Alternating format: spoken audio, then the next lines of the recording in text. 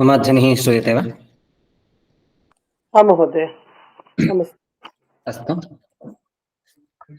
सर्ववेदान्तसिद्धान्तगोचरं तमगोचरं गोविन्दं परमानन्दं सद्गुरुं प्रणतोऽस्म्यहम्।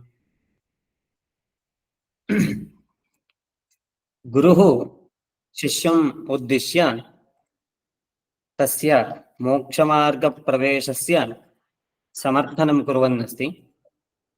समर्थनं कुर्वन्नेव सः तस्मिन् मार्गे कथं गुणाः सम्भवन्ति इति वदन् इतः परं मोक्षहेतवः के भवितुमर्हन्ति इति वक्तुमिच्छति। मोक्षहेतूनां निरूपणात् प्राक् अस्मिन् श्लोके अवश्यं यः मोक्षं प्राप्तुमिच्छति सः स्वयमेव प्रयत्नं कुर्यात्।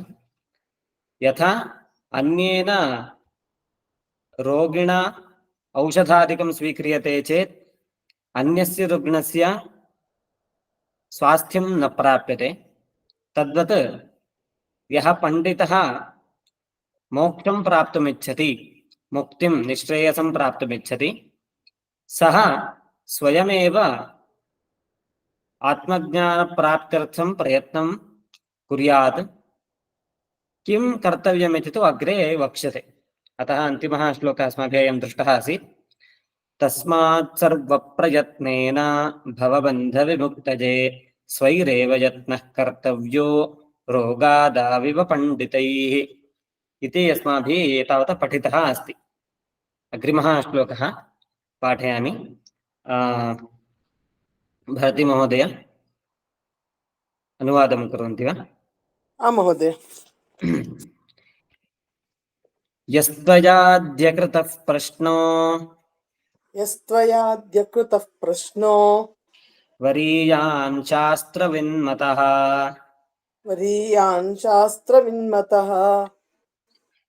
सूत्रप्रायो निगूढार्थो ज्ञातव्यश्च मुमुक्षुभिः। समीचीनम्। शास्त्रसम्मतः इति अस्ति मम पुस्तके। शास्त्रसम्मतः इति अस्ति वा? उभयमपि समीचीनमस्ति। शास्त्रविन्मतः इत्यपि युक्तमेव, शास्त्रसम्मतः इत्यपि समीचीनमेव। अस्तु महोदय। यस्त्वयाद्यकृतः प्रश्नो वरीयान् शास्त्रविन्मतः सूत्रप्रायो निगूढार्थो ज्ञातव्यश्च मुमुक्षुभिः। अयं श्लोकः। आदौ पदविभागं पश्यामः। यः त्वया अद्य कृतः प्रश्नः वरीयान् शास्त्रविन्मतः सूत्रप्रायः निगूढार्थः ज्ञातव्यः च मुमुक्षुभिः इति पदविभागः। अत्र तेन क्रियमाणस्य प्रश्नस्य अत्यन्तं योग्यता वर्तते, अथवा एतादृश प्रवृत्तावेव संसारबन्धनात् मोक्षमार्गः वरीवर्ति इत्यंशं बोधयति आचार्यः। पश्यन्तु, एवं योजना वर्तते। अद्य त्वया यः प्रश्नः कृतः अयं वरीयान् शास्त्रविन्मतः सूत्रप्रायः निगूढार्थः मुमुक्षुभिः च ज्ञातव्यः इति अत्र योजना वर्तते। पश्यन्तु, अद्य इत्युक्तौ शिष्यः यदा गुरुं प्रश्नं पृच्छन्नस्ति, मोक्षमार्गे कथं प्रयत्नः कर्तव्यः, कानि साधनानि सन्ति इति बोधयति। अत्र सः वर्णनं करोति। त्वया इत्युक्तौ शिष्येण यः प्रश्नः पृष्टः वर्तते, सः आदौ प्रश्नं पृष्टवान् आसीत्। कः प्रश्नः नाम,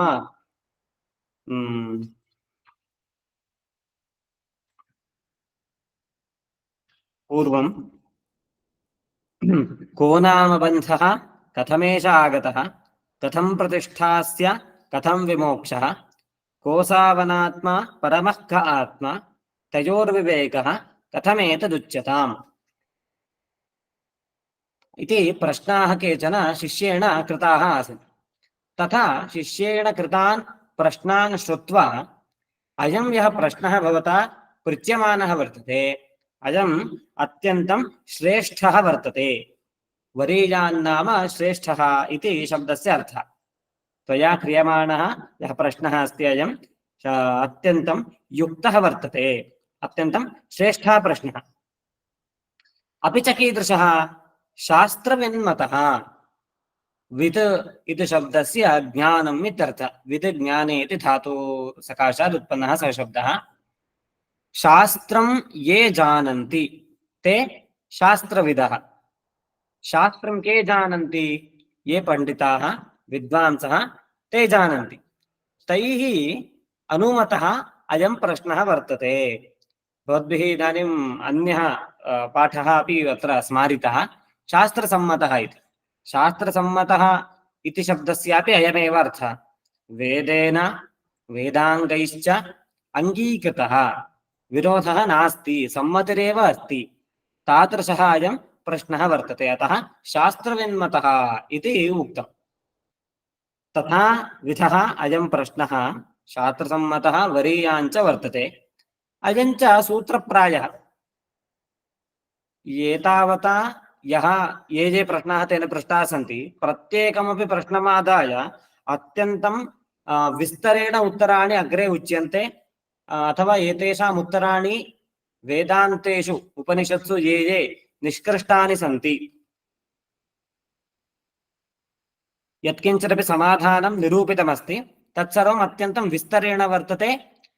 तस्य विस्तृतस्य शब्दराशेः विस्तारः अपि बहुभिः व्याख्यानैः कृतः वर्तते। किन्तु तादृशस्य समग्रस्य समाधानस्य निरूपणार्थं मूलः यः प्रश्नः प्रष्टव्यः आसीत् सः भवता इदानीं पृष्टः वर्तते। अतः भवान् इदानीं यं प्रश्नं कृतवान् सः प्रश्नः श्रेष्ठः वर्तते, शास्त्रविद्भिः विद्वद्भिः पण्डितैः निरूप्यमाणः अङ्गीकृतश्च वर्तते। स च अयं शास्त्रविन्मतः सूत्रप्रायः। सूत्रस्य अर्थं जानन्ति।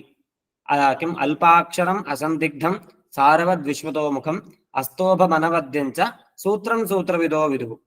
तत्र बहुमुखता सूत्रे न भवति, किन्तु अल्प अक्षरैः एव बहून् अर्थान् अवगमयति।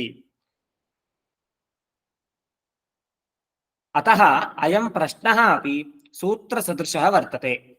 अन्यदेकं विशेषणमस्ति निगूढार्थः।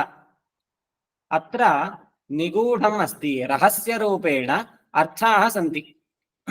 प्रश्नस्य अर्थाः ये आसन्, अर्थात् आत्मा, जीवत जीवः, संसारः, बन्धः, मुक्तिः, अविद्या, एतादृशान् पदार्थान् मनसि निधाय यः शिष्यः अस्ति मुमुक्षुः सः प्रश्नं पृष्टवान्।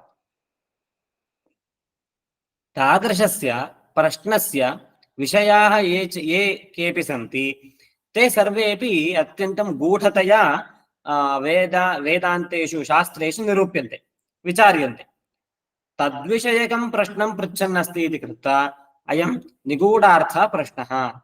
कठोपनिषदम् अवलोकयामः चेत् यदा नचिकेताः यमधर्मराजं प्रश्नं पृच्छति, अत्र अस्ति इत्येके नायमस्ति इति चैके इत्येवं विवदन्ते, अतः अत्र निष्कर्षः कः इति प्रश्नं पृच्छति आत्मविषयकं। तदानीमपि अत्र देवाः अपि अत्र सन्दिग्धाः सन्ति इति वदति। अतः आत्मनः विचारः इत्येषः अत्यन्तं सुलभः नास्ति, किन्तु अत्र निगूढता वर्तते। अत्यन्तं परिश्रमम् अकृत्वा अत्र आत्मनः निर्वचनम् इत्येतत् कर्तुं न शक्यम्। अतः भवतः यः प्रश्नः पृष्टः तस्य प्रश्नस्य यः अर्थः अर्थात् विषयः सः निगूढो वर्तते, तस्यापि विस्तरेण निरूपणं कर्तव्यमस्ति। स च मुमुक्षुभिः ज्ञातव्यः। यः अर्थः त्वया पृच्यमानः वर्तते अयं मुमुक्षुभिः ये मोक्षं प्राप्तुमिच्छन्ति निःश्रेयसमार्गे अग्रे सर्तुं प्रयत्नं कुर्वन्ति तैः अयं विषयः अवश्यं ज्ञातव्यः एनं विषयम् अज्ञात्वा ते मोक्षं साधयितुं न शक्नुवन्ति अतः भवान् अत्र अस्मिन् मार्गे प्रथमतया यं प्रश्नं कृतवान् सः अत्यन्तम् उत्कृष्टः प्रश्नः इति प्रशंसां करोति तस्य अभिमुखीकरणार्थम् इतोपि अस्मिन्नेव मार्गे सः अग्रे सरतु इति ज्ञापनार्थं च सुलभमस्ति पुनः योजनां पठामि अद्य त्वया यः प्रश्नः कृतः सः वरीयान् शास्त्रविन्मतः अत्र वयं शास्त्रसम्मतः इत्यपि पदं योजयितुं शक्नुमः समानः अर्थः सूत्रप्रायः निगूढार्थः मुमुक्षुभिश्च ज्ञातव्यः श्लोकः पठ्यते यस्त्वयाद्यकृतः प्रश्नो वरीयान् शास्त्रविन्मतः सूत्रप्रायो निगूढार्थो ज्ञातव्यश्च मुमुक्षुभिः इति प्रथमः श्लोकः अद्य इतः परं तत्र उपायाः इति वक्तव्यम् उपायान् बोधयामि इति वक्तुं या प्रतिज्ञा वर्तते सा प्रतिज्ञा इदानीम् अस्मिन् श्लोके क्रियमाणा वर्तते श्लोकस्य पाठं करोमि शृणुष्व विहितो विद्वन् शृणुष्वावहितो विद्वन् शृणुष्वावहितो विद्वन् यन्मया समुदीर्यते यन्मया समुदीर्यते तदेतच्छ्रवणात् सद्यो तदेतच्छ्रवणात् सद्यो भवबन्धाद् विमोक्ष्यसे भवबन्धाद्विमोक्ष्यसे। समीचीनम् शृणुष्वावहितो विद्वन् यन्मया समुदीर्यते तदेतच्छ्रवणात् सद्यो भवबन्धाद् विमोक्ष्यसे इति श्लोकः उपायसङ्कीर्तनार्थं क्रियमाणा प्रतिज्ञा अनेन श्लोकेन निरूप्यमाणा वर्तते शृणुष्व अवहितः विद्वन् यत् मया समुदीर्यते तदेतत् श्रवणात् सद्यः भवबन्धात् विमोक्ष्यसे इति पदविभागः योजनां पश्यामः हे विद्वन् यत् मया समुदीर्यते तत् शृणुष्व एतत् श्रवणात् भवबन्धात् सद्यः विमोक्ष्यसे इति योजना हे विद्वन् इति संबोधन विद्वान् विद्वांसौ विद्वांसः हे विद्वन् इति संबोधनं क्रियमाणमस्ति इत्युक्तौ मुमुक्षुः एतावता आपाततः वेदार्थांश्च अधीतवान् अस्ति इति कृत्वा विद्वत् शब्दप्रयोगः अत्र युज्यते अतः गुरुः तं सम्बोध्य वदति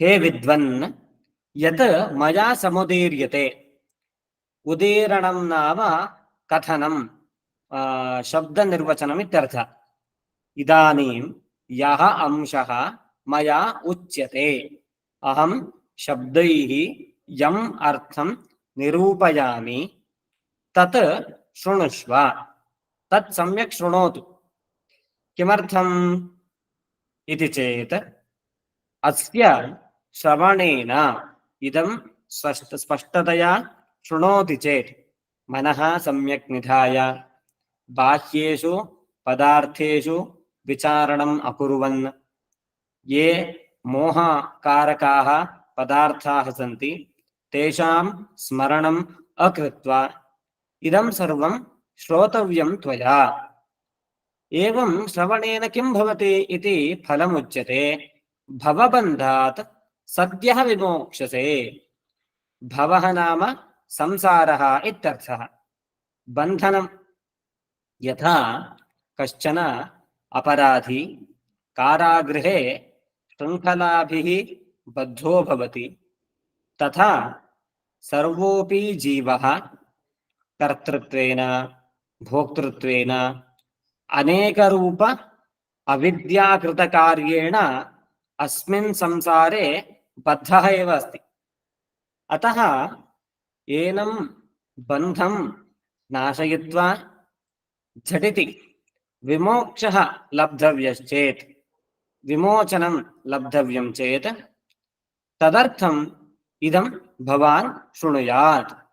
इदं यदि सम्यक् श्रूयते तर्हि अवश्यम् अस्मात् बन्धात् विमोक्षणं, मोक्षः इत्येषः सम्भवति। बन्धात् मुक्तिः युज्यते, मुक्तिः सम्भवति इति अर्थः। तदुच्यते, हे विद्वन्, यदिदानीं मया संकीर्त्यते उच्यते तत् शृणुष्व, मनः निधाय सम्यक् शृणोतु।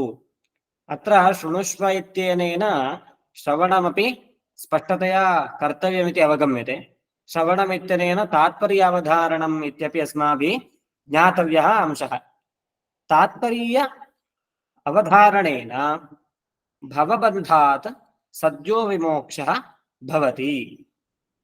अनेन अयमंशः स्पष्टो भवति। यथा धार्मिक क्रियाकलापाः भवन्ति, कर्मकाण्डे ज्योतिष्टोमेन स्वर्गकामो जजेत, दर्शपूर्णमासाभ्यां स्वर्गकामो जजेत इत्यादीनि कर्माणि विधीयन्ते। तेषां ज्ञानम् एव फलं न जनयति। कर्मणाम् अनुष्ठानं कथं कर्तव्यम् इति ज्ञात्वा तद् ज्ञान अनन्तरं तेषाम् अनुष्ठानं कर्तव्यम्। कर्मणाम् अनुष्ठानं क्रियते चेत् अनुष्ठानात् अनन्तरमेव फलं लभ्यते। यथा स्वर्गः कथं कर्तव्यः, केन कर्तव्यः, साधनं किं, साध्यं किम् इत्यादिकमादौ जानाति। ज्ञानानन्तरं सः अत्यन्तं प्रयत्नेन ऋत्विग्वर्णादिकं कृत्वा यागस्य अनुष्ठानं करोति। तदनन्तरं तेन अपूर्वं मध्ये कृत्वा यत्किञ्चिदपि फलम् अदृष्टादिकं तेन लभ्यते इति क्रमः। किन्तु अत्र निःश्रेयसमार्गे ज्ञानादेव मोक्षः भवति। साक्षात् ज्ञानमेव अत्र प्रयोजनं साक्षात् निर्वर्तयति, मध्ये किमपि अनुष्ठानं नापेक्षितम्। अतः शङ्कराचार्याः अपि अयं साक्षात्कारः अवगत्यवसानः इत्युक्तौ ज्ञानमेव अत्र फलत्वेन पर्यवस्यते। अत्र अस्मिन् अंशे प्रमाणत्वेन वर्तमाना श्रुतिः ब्रह्मविद् ब्रह्मैव भवति इति। यः ब्रह्म वेत्ति, जानाति, सः स्वयं ब्रह्म भवति सद्यः एव। सद्यः एव नाम तत्क्षणे, यस्मिन्नेव क्षणे आत्मसाक्षात्कारः तस्य भवति, तदुत्तरक्षणे एव सः अस्मात् बन्धात् मुक्तो भवति।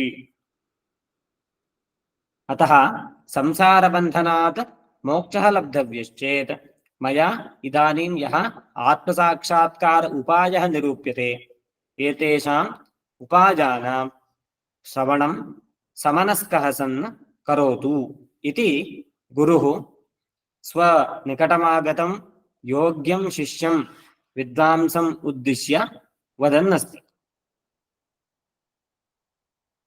इति अर्थः अस्मिन् श्लोके वर्तते। पुनः योजना पठ्यते। हे विद्वन्, यत् मया ये उपायाः इतः परं मया गुरुणा समुदीर्यते, कथ्यन्ते, विस्तरेण उच्यन्ते, तत् शृणुष्व, अवधारणापूर्वकं शृणोतु।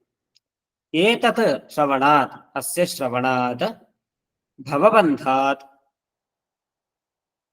संसारात् सद्यो मोक्षः भवति इति विवक्षितः अंशः। श्लोकः पुनः पठ्यते। शृणुष्वावहितो विद्वन् यन्मया समुदीर्यते, तदेतत् श्रवणात् सद्यो भवबन्धात् विमोक्ष्यसे। अत्र शृणुष्व इत्यत्र इदं योजनम् अहं त्यक्तवान्। अवहितः इति योजनीयमस्ति।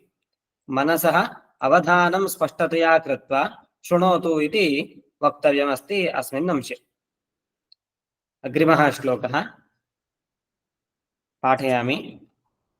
मोक्षस्य हेतुः प्रथमो निगद्यते मोक्षस्य हेतुः प्रथमो निगद्यते वैराग्यमत्यन्तमनित्यवस्तुषु वैराग्यमत्यन्तमनित्यवस्तुषु ततः शमश्चापि दमस्तितिक्षा ततः शमश्चापि तमस्तितिक्षा न्यासः प्रसक्ताखिलकर्मणां भृशम्। न्यासः प्रसक्ताखिलकर्मणां भृशम्। समीचीनम्। मोक्षस्य हेतुः प्रथमो निगद्यते वैराग्यमत्यन्तमनित्यवस्तुषु ततः शमश्चापि दमस्तितिक्षा न्यासः प्रसक्ताखिलकर्मणां भृशम् इति श्लोकः। पदविभागं कुर्मः। मोक्षस्य हेतुः प्रथमः निगद्यते वैराग्यम् अत्यन्तम् अनित्यवस्तुषु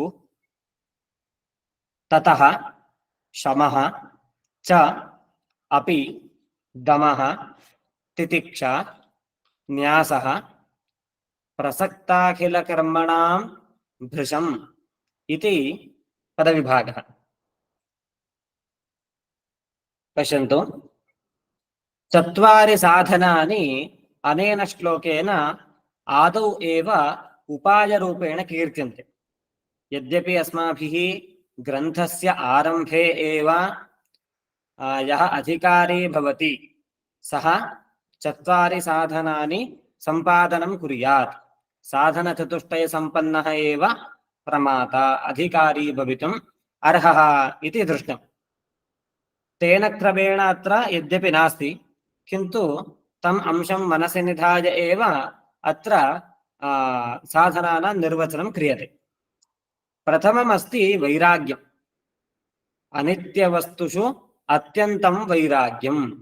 पश्यन्तु, अत्र नित्यानित्यवस्तुविवेकः इति पूर्वमुक्तमासीत्। पूर्वम् आदौ यानि साधनानि उक्तानि तेषां स्मारणम् एकदा करोमि। नित्यानित्यवस्तुविवेकः, इहामुत्रार्थफलभोगविरागः, शमदमादि षट्कसम्पत्तिः, मुमुक्षुत्वम् इति चत्वारि साधनानि क्रमेण उक्तानि आसन्। तत्र प्रथमः अंशः यः अस्ति सः अत्र स्वाभाविकतया एव लभ्यते, यतः अनित्यवस्तुषु अत्यन्तं वैराग्यमित्येतत् मोक्षस्य प्रथमः हेतुः। अत्र पश्यन्तु, विवेकः वैराग्यं द्वयमपि मिलित्वा उच्यमानमस्ति। इदानीम् अनित्यानि वस्तूनि यानि सन्ति तेभ्यः तेषु वैराग्यं सम्पादनीयम् इति उच्यमानमस्ति।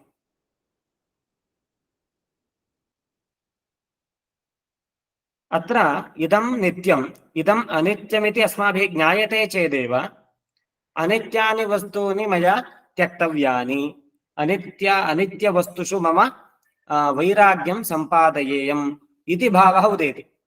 यतः यत् नित्यम् अनित्यमित्येव न ज्ञायते चेत् अनित्यानि वस्तूनि अहं त्यक्तुं न शक्नोमि। नित्यं वस्तु ब्रह्म इति अवधारणा अपेक्षिता। अतः नित्यं सच्चिदानन्दम् अद्वितीयं ब्रह्म इति ज्ञानं भवेत्। ब्रह्मातिरिक्तं सत्यत्वेन प्रतीयमानं समग्रमपि जगत्, समग्रः अपि प्रपञ्चः मिथ्यास्वरूपः इति ज्ञानमपि अस्माकं कृते अपेक्षितं। तथा नित्यं किम् अनित्यं किम् इति विवेकः अस्माकम् अस्ति चेदेव नित्ये प्रवृत्तिं लब्ध्वा, अर्थात् ब्रह्मप्राप्त्यर्थं प्रयत्नं कुर्वाणाः अनित्यवस्तुषु वैराग्यं प्राप्तुं शक्नुमः।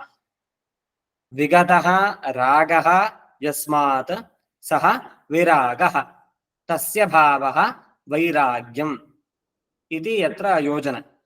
रागः नाम आसक्तिः, इदं मदीयम्, अत्र मम सम्बन्धो वर्तते, इदं मम कृते अपेक्षितम् इति इच्छाकरणमेव रागः। तादृशः रागः यदि मत्तः निर्गच्छति तदानीमहं विरागः अथवा तदानीं तादृशः भावः विरागः इति वक्तुं शक्यते। विरागस्य भावः एव वैराग्यं भवति। इदं वैराग्यमपि कदाचित् लोके तात्कालिकं भवितुमर्हति। उदाहरणार्थं कस्यचिदुपरि मम द्वेषः अस्ति, अतः तद् मम कृते मास्तु इति वदामि, तादृशं वैराग्यमत्र न विवक्षितम्। अथवा अहं लोके किमपि मम कृते लभ्यताम् इति प्रयत्नं कुर्वन्नस्मि, किन्तु तद् मम कृते न लभ्यते। यावत् बहु प्रयत्नं करोमि चेदपि मया तद्वस्तु न लभ्यते चेत् तदपि तदानीं मम कृते तत् मास्तु इति चिन्तयामि। तदपि अभाववैराग्यम् अथवा श्मशानवैराग्यम् इत्यादि शब्देन कीर्त्यते। अतः तादृशं वैराग्यमत्र न विवक्षितं, किन्तु एतानि वस्तूनि अनित्यानि सन्ति इति नित्यानित्यविवेकपूर्वकं यद्वैराग्यं भवति तादृशं वैराग्यमेव अत्र प्रथमः हेतुः भवति मोक्षं प्रति। मोक्षस्य लाभार्थं तर्हि मुमुक्षुणा क्रियमाणः मुमुक्षुणा सम्पादनीयः प्रथमः उपायः कः, अथवा मोक्षं प्रति वर्तमानं प्रथमं साधनं किम् इति चेत् अनित्यवस्तुषु अत्यन्तं वैराग्यं। पुनः कदापि तत्र रतिरेव न भवेत्, तादृशं वैराग्यं विवक्षितम्। अतः अत्र अनित्यवस्तुषु अत्यन्तं वैराग्यम् इति शब्देन एव नित्यानित्यवस्तुविवेकः इहामुत्रार्थफलभोगविरागः इति साधनद्वयमपि कीर्तितं भवति। इहामुत्रार्थफलभोगविरागः नाम लौकिकानि यानि वस्तूनि सन्ति, कण्ठे विद्यमाना माला भवेत्, चन्दनादिकं भवेत्, सुवर्णादिकं भवेत्, एतेषु विषयेषु वैराग्यं भवेत्। अग्निष्टोमादयः यागाः मया क्रियन्ते, तेभ्यः यागेभ्यः होमादिभ्यः स्वर्गादिकं यत् अदृष्टं लभ्यते स्वर्गफलत्वेन, तस्मिन्नपि व्यामोहः त्यक्तव्यः, तदेव वैराग्यम् इत्युच्यते इति प्रथमः हेतुः। तदनन्तरं किम् इति चेत् शमः। शमः इत्यस्य अर्थं वयं पूर्वं दृष्टवन्तः आस्म। अन्तःकरणस्य निग्रहः शमः इत्युच्यते। लोके यत्र वा प्रवृत्तिः भवति तत्र पूर्वं मनसः एव तत्र सङ्कल्पः प्रवृत्तिः आदौ भवति। अस्माकं देहस्य इन्द्रियाणां बाह्येन्द्रियाणां प्रवृत्तेः पूर्वं मनसः प्रवृत्तिः आरभ्यते। अत एव आत्मा मनसा संयुज्यते, मन इन्द्रियेण इन्द्रियमर्थेण ततः प्रत्यक्षम् इति प्रत्यक्षज्ञानोत्पत्तिप्रक्रियायां नैयायिकानां क्रमनिर्देशः। तद्वदत्र मनः समग्रेऽपि जगद्व्यवहारे प्रवर्तकमस्ति। मनः चिन्तयति चेदेव अहं सर्वत्र प्रयत्नं करोमि, मनः मास्तु इति वदति चेत् मम प्रवृत्तिः तत्र न भवति। अतः मनसः निग्रहः अत्यन्तम् आवश्यकः। मनः च सङ्कल्पविकल्पात्मिक अन्तःकरणवृत्तिविशेषः। अन्तःकरणं यद्यपि एकमेव, एकमपि अन्तःकरणं बुद्धिः, मनः, चित्तम्, अहङ्कारः इत्यादिना भिद्यते। तथा भेदवतः अन्तःकरणस्य मनसः निग्रहः कर्तव्यः। स एव प्रथमः उपायः, तदेव प्रथमं करणं साधनम् इति वक्तुं शक्नुमः। इदानीम् इत्युक्तौ द्वितीयसाधनम् इति वक्तुं शक्नुमः। तदनन्तरं किम्? अपि च दमः। दमः नाम बाह्येन्द्रियाणां निग्रहः।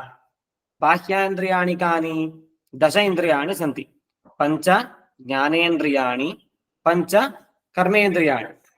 ज्ञानेन्द्रियाणि चक्षुः, घ्राणः, अनन्तरं रसनेन्द्रियं, श्रोत्रेन्द्रियं, त्वक् इति 5 ज्ञानेन्द्रियाणि। वाक्, पाणिः, पादौ, पायुः, उपस्थम् इति 5 कर्मेन्द्रियाणि। एतेषामपि प्रत्येकं विषयाः भवन्ति। चक्षुषः रूपमिति विषयः, श्रोत्रेन्द्रियस्य शब्दः विषयः, नासिकायाः अर्थात् घ्राणेन्द्रियस्य गन्धः विषयः, रसनेन्द्रियस्य रसः विषयः, त्वगिन्द्रियस्य स्पर्शः विषयः। एतेषु विषयेषु एतानि इन्द्रियाणि नित्यं रतानि भवन्ति। यतः एतेषां सृष्टिरपि तथैव जायते बहिर्मुखीकरणत्वेन रूपेण। कठोपनिषदमेव वयम् अवलोकयामः चेत् तत्र पराञ्चिकानि व्यतरणत्स्वयंभूः तस्मात् परां पश्यन्ति न अन्तरात्मन्। यदा स्वयंभूः ब्रह्मा हिरण्यगर्भास्त्र सृष्टिं करोति तदानीम् एतेषाम् इन्द्रियाणां बहिर्मुखीकरणरूपेण एव सृष्टिः जायते। अतः एतेषाम् अन्तःप्रवृत्तिः स्वाभाविका न, बहिः प्रवृत्तिरेव स्वाभाविकी भवति। एवमेव कर्मेन्द्रियाणि अपि यानि सन्ति तेषामपि प्रवृत्तिः बाह्यविषयिणी भवति।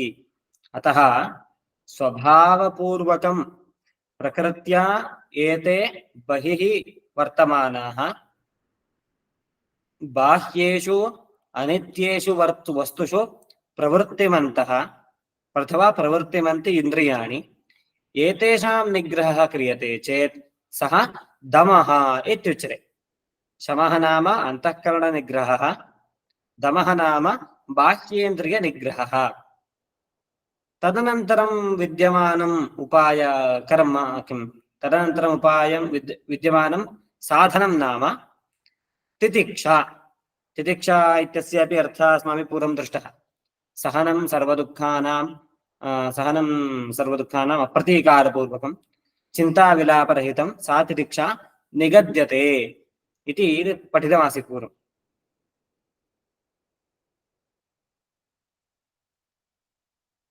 ये द्वन्द्वभावाः भवन्ति, जयः अपजयः, लाभः नष्टता, अनन्तरं शीतम् औष्ण्यम्, एवं विधाः धर्माः यत्र परस्परं विरोधः वर्तते तेषां समरूपेण स्वीकारः। वस्तुतः तु लोके विपरीतं भवति, यतः मनुष्यस्य सः स्वभावः। यदि जयः भवति, लाभः भवति तदानीम् अत्यन्तं हर्षो भवति। यदा तु नाशः भवति, लोपः भवति तदानीम् अत्यन्तं दुःखितः भवति। किन्तु नाशो वा भवतु लाभो वा भवतु उभयदा अपि समानरूपेण अनुभवति चेत्, दुःखं सुखं समानरूपेण स्वीकरोति चेत् तदानीमेव सा तितिक्षा इत्युच्यते। अतः शीतम् उष्णम् इत्यादि पदार्थवत् यत्र परस्परं वैरुध्यमस्ति, द्वन्द्वभावनाः याः सन्ति तासां भावनानां समानरूपेण स्वीकरणं क्रियते चेत् तादृशं साधनं तितिक्षा इति शब्देन उच्यते। अतः शम अनुष्ठानानन्तरं दमस्य अनुष्ठानानन्तरं तितिक्षा सम्पादनीया। तितिक्षायाः अनन्तरं विद्यमानं साधनम् अथवा अनन्तरः उपायः नाम न्यासः। न्यासः नाम त्यागः इत्यर्थः। प्रसक्ताखिलकर्मणां भृशं न्यासः अन्तिमः उपायः अत्र शरणं। प्रसक्तं नाम प्राप्तमित्यर्थः। यदा यस्मिन् कस्मिंश्चित् सम्प्रदाये कुले जन्मादिकं भवति स्वयमेव तेषां कर्मणाम् अनुष्ठानं शास्त्रतः अपि लभ्यते। शास्त्रात् न लब्धं चेदपि लोकतः तु लभ्यते एव। किन्तु प्रकृते लोकतः यानि कर्माणि लब्धानि तेषां त्यागं तु वयं साक्षादेव कर्तुं शक्नुमः। किन्तु यत्र वेदः स्वयं विधानं करोति, भवान् एतादृशं कर्म कुर्यात्, यः स्वर्गकामः सः यागानुष्ठानं कुर्यात् इत्यादि रूपेण कर्मणां विधानं करोति स्वयं वेदः एव। अतः शास्त्रात् सा स्मृतिरपि भवितुमर्हति, श्रुतिरपि भवितुमर्हति। उभयविधादपि यदा अखिलकर्मणाम्, अखिलम् इति शब्दस्य सकलं सर्वम् इत्यर्थः। प्रसक्तानि अखिलानि कर्माणि, प्रसक्ताखिलकर्माणि तेषां षष्ठी बहुवचने प्रसक्ताखिलकर्मणां, प्रसक्तानाम् अखिलकर्मणां सर्वेषामपि कर्मणां न्यासः कर्तव्यः, भृशं कर्तव्यः। भृशम् इति शब्दस्य अत्यन्तम् इत्यर्थः। अद्य त्यजामि श्वः करोमि, अथवा एकं मासं यावत् कर्माणि त्यजामि पुनः अग्रिममासं करोमि इति न अर्थः। अत्यन्तम्, इतः परं तस्य अनुष्ठानम् इत्येतत् पुनः नैव सम्भवेत्। तथाविधः न्यासः त्यागः अत्र विवक्षितः। अतः प्रसक्तानां सर्वेषामपि कर्मणाम् अत्यन्तं त्यागः एव न्यासः इति शब्दस्य अर्थः। तदेव सन्न्यासः इत्यस्यापि अर्थः। अन्ततो गत्वा प्रसक्ताखिलकर्मणां वृषं सन्न्यासः इत्यनेन सन्न्यासः स्वीक्रियते। अतः सन्न्यासः अपि एकः उत्तमः उपायः एव भवति। इति यानि यानि साधनानि मोक्षमार्गे अपेक्षितानि तेषां बोधनम् अस्मिन् श्लोके क्रियमाणमस्ति भगवद्भिः शङ्कराचार्यैः। पश्यन्तु, अनित्यवस्तुषु अत्यन्तं वैराग्यं मोक्षस्य प्रथमः हेतुः इति निगद्यते। निगद्यते नाम उच्यते इत्यर्थः। गतव्यक्तायां वाचि इति धातुः, तस्य स्वरूपं तद् आदाय एव निगद्यते इति शब्दस्य प्रयोगः।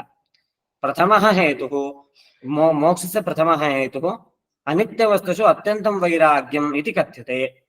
तदनन्तरं किं? तदनन्तरं शमः, तदनन्तरः उपायः अस्ति तितिक्षा, तदनन्तरः उपायः न्यासः। इत्थं वैराग्यं, शमः, दमः, तितिक्षा, न्यासः इति एते उपायाः स्मार्यन्ते। स्मार्यन्ते इति किमर्थं वदन्नस्मि नाम प्रथमवारमेव अस्यैव ग्रन्थस्य आदौ 21 श्लोकादारभ्य 24 श्लोकपर्यन्तम् अत्यन्तं विस्तरेण निरूपितमस्ति।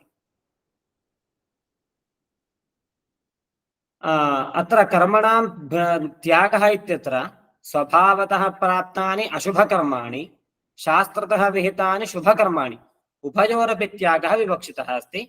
सः एकः अंशः अवधारणे भवतु। इति रूपेण अनेन श्लोकेन आचार्यः मोक्षार्थं कानि साधनानि इत्येतम् अंशं बोधयति। पुनः श्लोकः पठ्यते। मोक्षस्य हेतुः प्रथमो निगद्यते वैराग्यमत्यन्तमनित्यवस्तुषु ततः शमश्चापि दमस्तितिक्षा न्यासः प्रसिक्ताखिलकर्मणां भृशम्।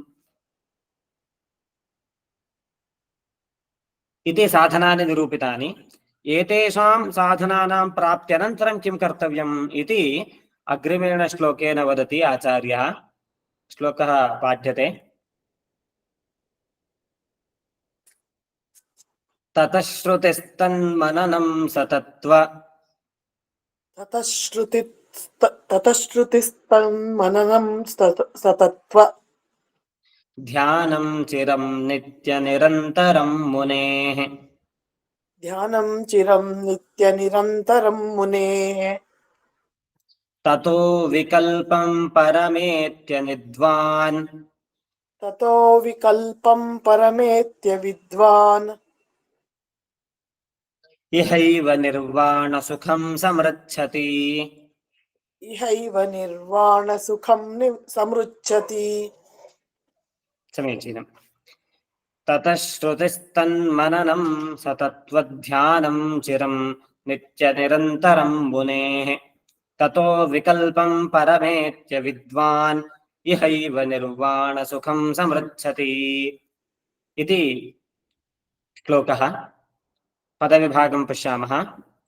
ततः श्रुतिः, तन्मननं, सतत्वध्यानम्। अत्र सतत्वध्यानमिति एकमेव पदम्, अभ्यासार्थमहं विभज्य पठितवान् तावदेव। तदानीं चिरं नित्यनिरन्तरं मुनेः, ततः अविकल्पं परम् एत्य विद्वान् इह एव निर्वाणसुखं समृच्छति। इति पदविभागः। योजनां पश्यामः। ततः श्रुतिः तन्मननं चिरं सतत्वध्यानं नित्यनिरन्तरं मुनेः। ततः परम् अविकल्पम् एत्य विद्वान् इहैव निर्वाणसुखं समृच्छति। इति योजना।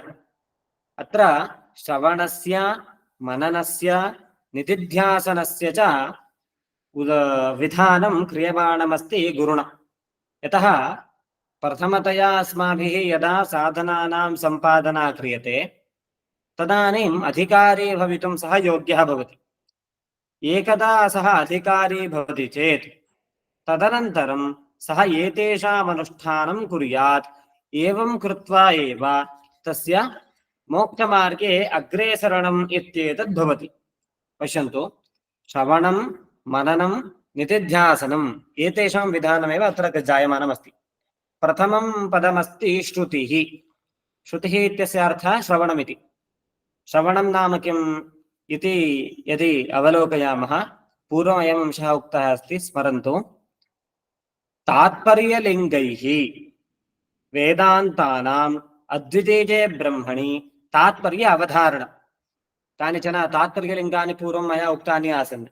उपक्रमोपसंहारौ, अभ्यासः, अपूर्वता, फलम्, अर्थवादः, उपपत्तिः इति षड्विधानि तात्पर्यलिङ्गानि वेदान्तानां तात्पर्यं ज्ञातुम् अवधारयितुं साहाय्यम् आचरन्ति। अतः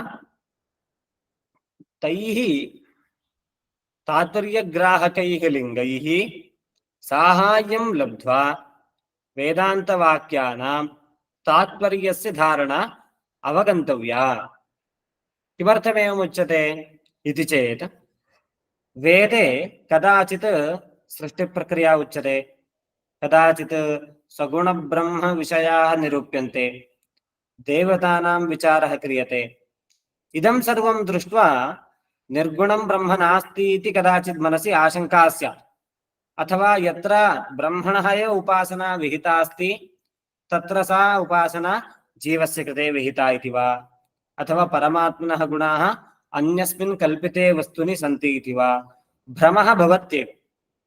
तादृशः भ्रमः मा भूत् इति यदि इच्छन्ति तर्हि अवश्यं सर्वेषां वेदान्तवाक्यानां तात्पर्यं कुत्र अस्ति इति ज्ञातव्यं। तथा तात्पर्यम् अवगन्तुमेव तात्पर्यग्राहकाणां लिङ्गानाम् उपयोगः क्रियते। अस्य उदाहरणं वयम् अत्यन्तं स्पष्टतया प्रसिद्धतया छान्दोग्योपनिषदि द्रष्टुं शक्नुमः। एकमेवाद्वितीयम्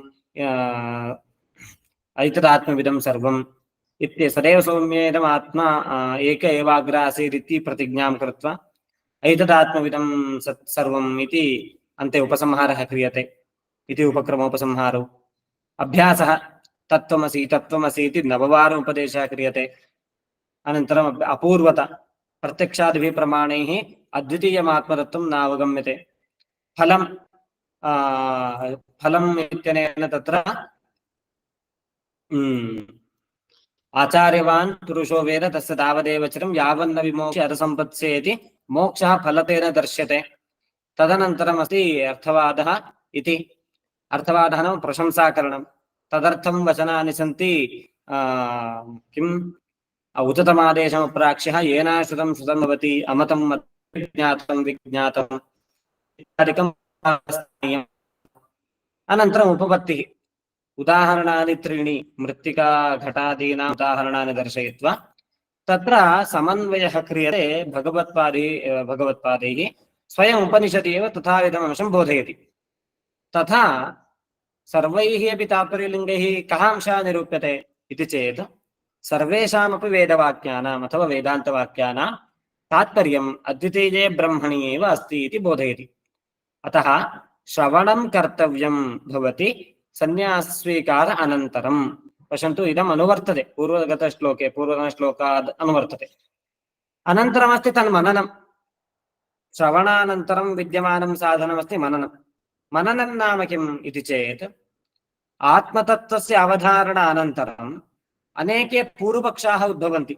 इदम् एवं भवितुं नार्हति, लोके तु आत्मा द्वैतः एव दृश्यते, कथम् अद्वितीयः इति वदति इत्यादिरूपेण प्रश्नाः क्रियन्ते पूर्वपक्षिणा। अतः तथा यानि साधनानि अथवा अनुमानादीनि पूर्वपक्षिणा तर्क आभासपूर्वकं क्रियन्ते, तेषां निराकरणार्थं मानान्तरविरोधिशङ्कायां तन्निराकरणानुकूलः तर्कात्मकः ज्ञानजनकः मानसो व्यापारः मननम् इति कथयन्ति। अर्थात् प्रसक्तानां प्रश्नानाम् उत्तरं वेदवाक्य सहकारपूर्वकं प्रदत्त्वा यः अंशः वेदान्तेषु निश्चीयते तस्य दार्ढ्यसम्पादनमेव मननस्य कर्तव्यम्। ब्रह्मतत्त्व अवधारणा श्रुतिश्रवणेन सिद्ध्यति, श्रुतस्य अर्थस्य धारणा मननेन क्रियते। किन्तु आत्मसाक्षात्कारस्तु कदा भवति नाम तस्य निरन्तरं ध्यानेन। अतः उच्यते चिरं सतत्वध्यानम्। सतत्वं नाम सगुणमिति वक्तुं शक्नुमः। यतः ध्यानं कर्तुम् अस्माकं कृते किञ्चित् प्रतीकस्य अपेक्षा भवति। अतः यत् श्रवणं मननं निधिध्यासनम् इत्युच्यते, निधिध्यासनकाले अविद्यायाः सम्पर्कं विच्छिद्य निरन्तररूपेण केवलम् आत्मचिन्तनमेव तत्र अत्र निधिध्यासनम् इत्यनेन विवक्षितम्। निधिध्यासनम् इति अत्र शब्दः नास्ति, सतत्वध्यानम् इत्यनेन निधिध्यासनमेव अस्माभिः स्वीकर्तव्यम्। इदं कस्य भवति इति चेत् मुनेः भवति। यः मुनिः, मननादपि मुनिः मौनेन तिष्ठति निधिध्यासनं कुर्वन् इति वा मुनिः इति शब्दस्य निर्वचनं कर्तुं शक्नुमः। अतः यः मुनिः मोक्षं प्राप्तुं प्रयत्नं कुर्वन् अस्ति तान् तस्मै मुनेः कृते एव अयं सर्वोऽपि उपायादिराशिः उच्यते। एतेन किं भवति श्रवणमनननिधिध्यासनेन इति चेत् ततः परम् अविकल्पम् एत्य विद्वन् इहैव निर्वाणसुखं समृच्छति प्राप्नोति इति योजना। पश्यन्तु, परः आत्मा, अविकल्पः नाम भेदरहितः, द्वैतभावना नास्ति। जगति प्रपञ्चे द्वैतभावः स्यात् नाम, किन्तु शुद्धे आत्मनि द्वैतभावाः भवितुमेव नार्हन्ति। किमर्थमिति चेत् तत्र निरवयवः स्वरूपमस्ति, केऽपि अवयवाः न सन्ति, अतः अवयव अवयविभावः इति वक्तुं न शक्यते। गुणाः न सन्ति, यतः आत्मी गुणी एव न, तस्मिन् गुणाः भवितुमेव नार्हन्ति। अनन्तरमस्ति निष्क्रियं, कापि क्रियापि न सम्भवति। अनन्तरं जातिः, इदानीं जातिः नाम गोत्वं, घटत्वं, पटत्वं, पर्वतत्वं, अग्नित्वं, एतादृशाः धर्माः जातिः इति शब्देन कीर्त्यन्ते। सः धर्मः नित्यः भवेत्, एकं भवेत्, अनेकेषु पदार्थेषु अन्वितं च स्यात्। किन्तु प्रकृते यः धर्म, प्रकृते तु आत्मा निरञ्जनः, काः अपि कलाः तत्र न सन्ति। अतः परमात्मनः विकल्पत्व अभावात् सः निर्विकल्पः अविकल्पः इति शब्देन उच्यते। तादृशं परम् आत्मानं विद्वान् एत्य नाम गत्वा प्राप्त्वा इति अर्थः। इण्गतो इति धातुः। परमात्मभावनां लब्ध्वा, कः अभिप्रायः? अहं ब्रह्मास्मि इति अप्रामाण्य अनासन्धितं यद् ज्ञानमस्ति, नित्यम् अनन्तं च यद् ज्ञानमस्ति, तादृशं ज्ञानं सः विद्वान् प्राप्नोति। तादृशम् आत्मसाक्षात्कारं प्राप्नोति चेत् किं भवति इति यदि प्रश्नः, तदर्थम् उत्तरमुच्यते विद्वान् इहैव निर्वाणसुखं समृच्छति। पश्यन्तु, लोके इदं कर्म करोति चेत् स्वर्गं गच्छति, इदं कर्म करोति चेत् साम्राज्यं लभ्यते इति भिन्नं भिन्नं स्थानं अस्माकं फलत्वेन लभ्यते। किन्तु यदा आत्मज्ञानं लभ्यते, आत्मसाक्षात्कारो भवति, अन्यस्मिन् लोके सः गच्छति इति अपेक्षा एव नास्ति। न तस्य प्राणाः उत्क्रामन्ति, अत्रैव सममनीयन्ते, विमुक्तश्च विमुच्यते इत्यपि वेदवाक्यमस्ति। अतः अयमंशः स्पष्टो भवति यत् तस्य अन्यलोकं प्रति गमनमित्येतद् न भवति। सः अत्रैव ब्रह्मतत्त्वेन अभिन्नः भवति। यः विद्वान् अस्ति, अत्र विद्वत्ता स्पष्टा भवेत्। तस्य यदि सत्तानिश्चयात्मकम् आत्मज्ञानमस्ति तर्हि एव सः आत्मसाक्षात्कारं यथार्थतया लब्ध्वा निर्वाणसुखं, निर्वाणं नाम मोक्षः इत्यर्थः, मोक्षसुखं मोक्षात्मकं सुखं सः प्राप्नोति इति विवक्षा अस्ति अस्य श्लोकस्य। पूर्वतनेन श्लोकेन वैराग्यं, शमः, दमः, तितिक्षा, अनन्तरं सन्न्यासः मोक्षमार्गे साधनानि इति कथितवन्तः। इदानीं सन्न्यासस्यापि प्राप्त्यनन्तरं सम्प्राप्त्यनन्तरं तन् श्रवणं, मननं, निधिध्यासनम् इदमपि सर्वम् आत्मज्ञानिनः साधनानि भवन्ति। एतत् सर्वं सः प्राप्नोति चेदेव मोक्षात्मकं सुखम् अनुभवितुं युक्तः समर्थश्च भवति। अतः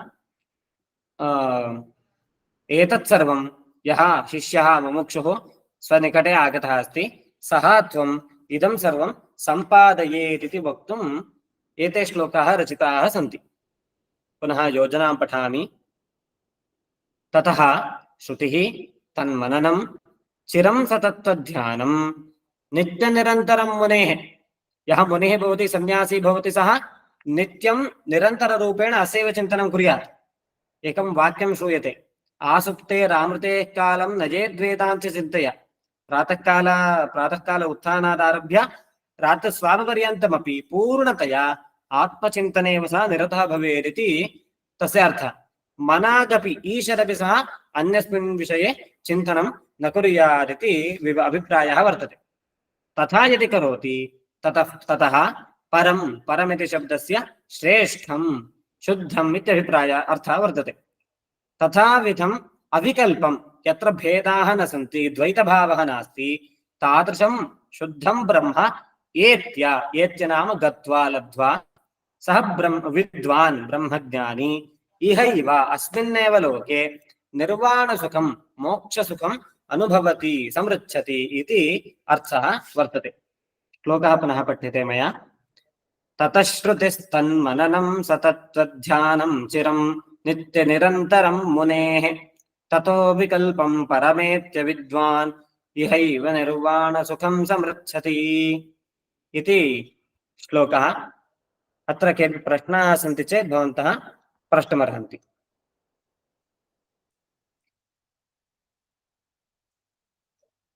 आचार्य नमो नमः। नमांसि। प्रसक्ताखिलकर्माणां भृशमिति पदेन किं विवक्षितः? भृशमिति पदस्य विशेषणत्वम् अस्ति।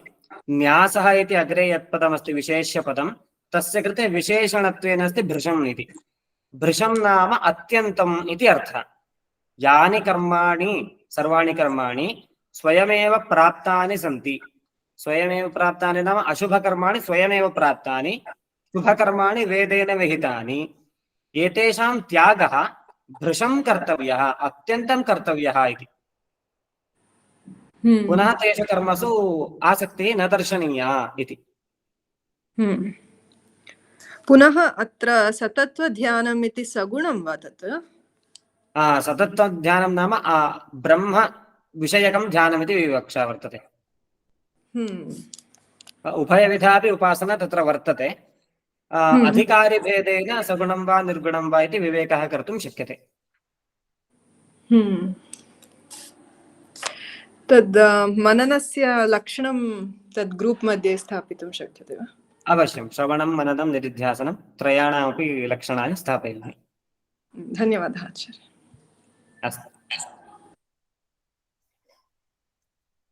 अस्तु तर्हि अत्र पाठस्य समाप्तिं कुर्मः। सर्ववेदान्तसिद्धान्तगोचरं तमगोचरं गोविन्दं परमानन्दं सद्गुरुं प्रणतोऽस्म्यहम्। धन्यवादाः। धन्यवाद।